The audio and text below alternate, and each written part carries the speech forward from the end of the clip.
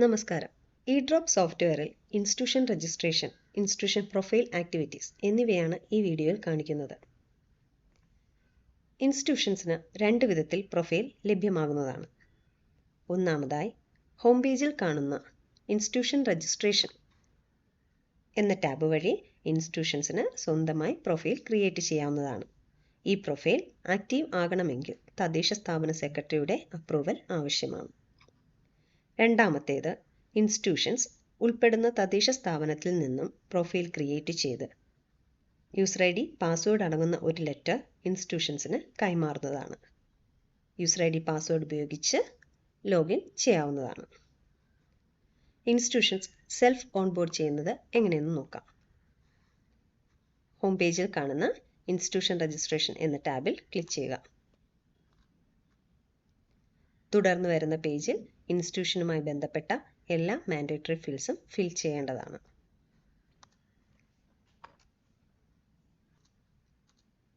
എല്ലാ mandatory ഫീൽഡ്സും entry ചെയ്തതിന് ശേഷം പാസ്വേഡ് സെറ്റ് ചെയ്യേണ്ടതായിട്ടുണ്ട്. പാസ്വേഡിൻ്റെ ക്രൈറ്റീരിയ താഴെ കാണിക്കുന്നുണ്ട്. അതേ ഫോർമാറ്റിലായിരിക്കണം പാസ്വേഡ് ക്രിയേറ്റ് ചെയ്യാനായിട്ട്.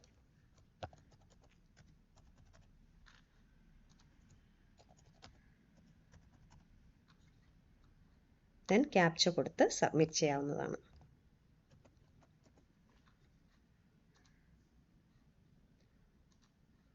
നെക്സ്റ്റ് പേജ് മൊബൈൽ നമ്പറിലേക്ക് ഒരു OTP ലഭ്യമാകുന്നതാണ്. വെരിഫൈ മൊബൈൽ കൊടുത്താൽ OTP എൻറ്റർ ചെയ്ത് സബ്മിറ്റ് ചെയ്യാവുന്നതാണ്. പ്രൊസീഡ് ആൻഡ് വെരിഫൈ ലേറ്റർ എന്നാണെങ്കിൽ OTP വരത്തില്ല. വെരിഫൈ മൊബൈൽ കൊടുക്കുക.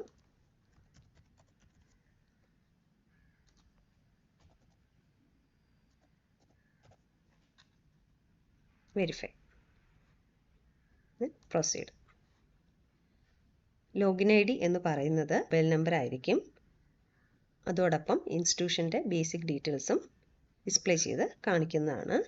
രജിസ്ട്രേഷൻ സക്സസ്ഫുൾ എന്ന മെസ്സേജും കാണാൻ കഴിയുന്നതാണ്. Then login. ലോഗിൻ ചെയ്യുമ്പോൾ your account is awaiting approval എന്നൊരു മെസ്സേജ് കാണിക്കുന്നതാണ്. ലോക്കൽ ബോഡിയിൽ നിന്നും ഈ റിക്വസ്റ്റ് അപ്രൂവ് ചെയ്താൽ മാത്രമേ ലോഗിൻ ചെയ്യാൻ സാധിക്കുകയുള്ളൂ. ഇൻസ്റ്റിറ്റ്യൂഷൻ പ്രൊഫൈൽ ആക്ടിവിറ്റീസ് എങ്ങനെയാണെന്ന് നോക്കാം. യൂസർ നെയിം, പാസ്വേഡ്, ക്യാപ്ച എന്നിവ നൽകി ലോഗിൻ ചെയ്യുക. ഇതാണ് ഇൻസ്റ്റിറ്റ്യൂഷൻസിൻ്റെ പ്രൊഫൈൽ പേജ്. ഇൻസ്റ്റിറ്റ്യൂഷൻസിൻ്റെ first activity employee strength update ചെയ്യുക എന്നതാണ്. അതിനായി എലക്ഷൻ ടാബിനുള്ളിലെ മാനേജ് ഇൻസ്റ്റിറ്റ്യൂഷൻ സ്ട്രെങ്ത് എന്ന മെനു ക്ലിക്ക് ചെയ്യുക. ഡിഫോൾട്ടായിട്ട് ഇൻസ്റ്റിറ്റ്യൂഷൻ രജിസ്റ്റർ ചെയ്ത സമയത്ത് ഇൻസ്റ്റിറ്റ്യൂഷൻ സ്ട്രെങ്ത് 1 ആയിട്ടാണ് സെറ്റ് ചെയ്തിരുന്നത്. ഇൻസ്റ്റിറ്റ്യൂഷൻ്റെ ആക്ച്വൽ സ്ട്രെങ്ത് എത്രയാണോ അതിവിടെ അപ്ഡേറ്റ് ചെയ്യേണ്ടതാണ്. 2 കൊടുത്തു സബ്മിറ്റ് ചെയ്യുകയാണ്. സ്റ്റാഫ് സ്ട്രെങ്ത് 2 ആയി കാണിക്കുന്നുണ്ട്. ഇത് ഇൻസ്റ്റിറ്റ്യൂഷൻ അപ്ഡേഷൻ ചെയ്താൽ മാത്രമേ ബാക്കി ടാബ്സ് എനേബിളായി വരത്തുള്ളൂ. ഇൻസ്റ്റിറ്റ്യൂഷൻ സെൽഫ് ഓൺബോർഡ് ചെയ്യുമ്പോഴായാലും അതുപോലെ തന്നെ തദ്ദേശ സ്വയംഭരണ സ്ഥാപനത്തിൽ നിന്നും ഇൻസ്റ്റിറ്റ്യൂഷൻസ് രജിസ്റ്റർ ചെയ്ത് തരുമ്പോഴായാലും എല്ലാ ഡീറ്റെയിൽസും കാണണമെന്നില്ല. അതുകൊണ്ട് ഇൻസ്റ്റിറ്റ്യൂഷൻ അപ്ഡേഷൻ മാൻഡേറ്ററി ആയിട്ട് ചെയ്യണം. നിലവിൽ കൊടുത്തിട്ടുള്ള ഡീറ്റെയിൽസ് എല്ലാം ഇതിൽ പ്രീഫിൽഡ് ആയിട്ട് കാണും. മൊബൈൽ നമ്പർ ഒന്നുകൂടി എൻ്റർ ചെയ്ത് കൊടുക്കേണ്ടതായിട്ടുണ്ട്.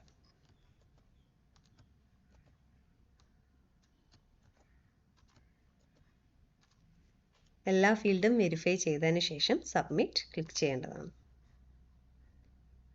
അപ്ഡേഷൻ സക്സസ്ഫുൾ ആയാൽ മാത്രമേ എംപ്ലോയി രജിസ്ട്രേഷനും ഇമ്പോർട്ട് ഫ്രം സ്പാർക്കും എനേബിളായി വരത്തുള്ളൂ. സ്റ്റാഫ് സ്ട്രെങ്തിനനുസരിച്ച് എംപ്ലോയി രജിസ്ട്രേഷൻ കംപ്ലീറ്റ് ആയാൽ മാത്രമേ ഫൈനൽ സബ്മിഷൻ ഈ മെനുവും എനേബിളായി വരത്തുള്ളൂ.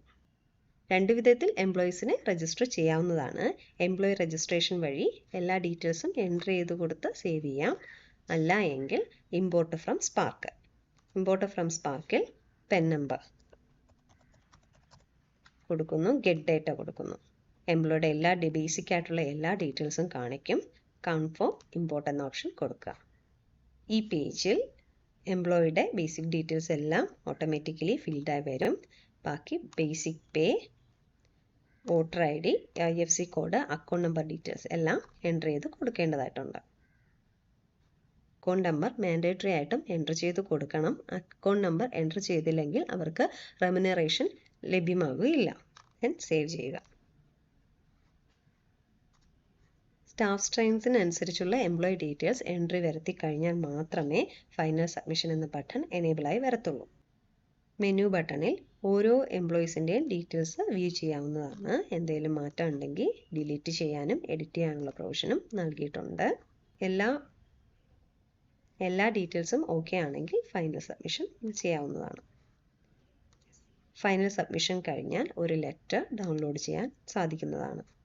ഈ ലെറ്റർ തദ്ദേശ സ്വയംഭരണ സ്ഥാപനത്തിന് ഏൽപ്പിക്കാനുള്ളതാണ്. അവിടെ നിന്നുള്ള അക്നോളജ്മെൻറ്റും ഇതിൽ ലഭ്യമാകുന്നതാണ്. എംപ്ലോയി മാനേജ്മെൻറ്റ് എന്ന ഈ ടാബ് വഴി എംപ്ലോയീസിൻ്റെ ഡീറ്റെയിൽസ് വ്യൂ ചെയ്യാൻ സാധിക്കുന്നതാണ്. കൂടാതെ എംപ്ലോയീസിൻ്റെ മൊബൈൽ നമ്പർ എഡിറ്റ് ചെയ്യാനും സാധിക്കുന്നതാണ്. Next report. ഫസ്റ്റ് റാൻഡമൈസേഷൻ കഴിഞ്ഞ് ഫസ്റ്റ് റാൻഡമൈസേഷൻ റിപ്പോർട്ട് ഇൻസ്റ്റിറ്റ്യൂഷൻ്റെ അഡ്മിൻ ലോഗിനിൽ നിന്നും ഡൗൺലോഡ് ചെയ്യാൻ സാധിക്കുന്നതാണ്. ഫസ്റ്റ് റാൻഡമൈസേഷൻ റിപ്പോർട്ടിൽ covering letter, acknowledgement, form 15, posting ലഭ്യമായിട്ടുള്ള എംപ്ലോയീസിൻ്റെ പോസ്റ്റിംഗ് ഓർഡർ എന്നിവ ലഭ്യമാകുന്നതാണ്.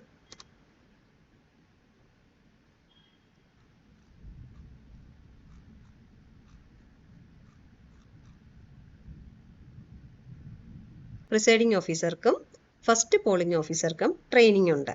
ആയതിനാൽ ട്രെയിനിങ്ങിൻ്റെ details, date, time, place of training എന്നിവ പോസ്റ്റിംഗ് ഓർഡറിൽ ഉണ്ടായിരിക്കുന്നതാണ്. എന്നാൽ പോളിംഗ് ഓഫീസേഴ്സിന് ട്രെയിനിങ് ഇല്ല. ആയതിനാൽ ട്രെയിനിങ്ങിൻ്റെ ഡീറ്റെയിൽസ് പോസ്റ്റിംഗ് ഓർഡറിൽ ഉണ്ടായിരിക്കുന്നതല്ല. ഫസ്റ്റ് റാൻഡമൈസേഷൻ കഴിഞ്ഞ് ഇൻസ്റ്റിറ്റ്യൂഷൻസിൽ നിന്നും ഡ്യൂട്ടി ലഭ്യമായിട്ടുള്ള എംപ്ലോയീസിന് പോസ്റ്റിംഗ് ഓർഡർ ഡൗൺലോഡ് ചെയ്ത് സെർവ് ചെയ്യേണ്ടതാണ്. ശേഷം ഫസ്റ്റ് ഓർഡർ സെർവ് എന്ന സ്റ്റാറ്റസ് അപ്ഡേറ്റ് ചെയ്യേണ്ടതാണ്. എന്നാണോ സെർവ് ചെയ്ത ആ ഡേറ്റ് എൻ്റർ ചെയ്ത് കൊടുത്ത് കൺഫേം കൊടുക്കണം. ദെൻ ഓർഡർ സെർവ്ഡ് കൺഫേംഡ് എന്ന മെസ്സേജ് കാണുന്നതായിരിക്കും. Then second randomisation. Second randomisation കഴിഞ്ഞാൽ സെക്കൻഡ് റാൻഡമൈസേഷൻ്റെ റിപ്പോർട്ടും ഇൻസ്റ്റിറ്റ്യൂഷൻ്റെ അഡ്മിൻ ലോഗിൽ നിന്നും ഡൗൺലോഡ് ചെയ്തെടുക്കാവുന്നതാണ്. സെക്കൻഡ് റാൻഡമൈസേഷൻ റിപ്പോർട്ടിൽ കവറിംഗ് ലെറ്റർ, അക്നോളജ്മെൻറ്റ്, ഫോം 14 അല്ലെങ്കിൽ ഫൈനൽ പോസ്റ്റിംഗ് ഓർഡർ എന്നിവ ലഭ്യമാകുന്നതാണ്.